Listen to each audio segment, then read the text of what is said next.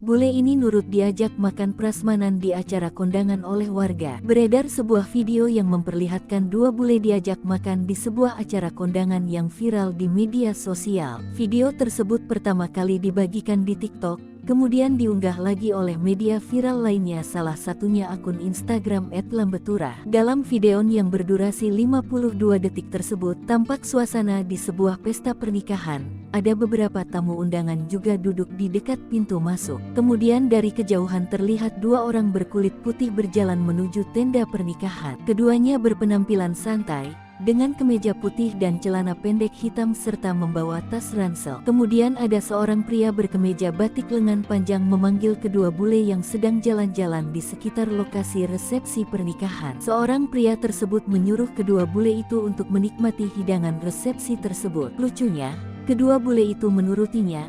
Mereka juga diarahkan ke meja prasmanan. Mereka kemudian mengambil makanan yang telah disiapkan.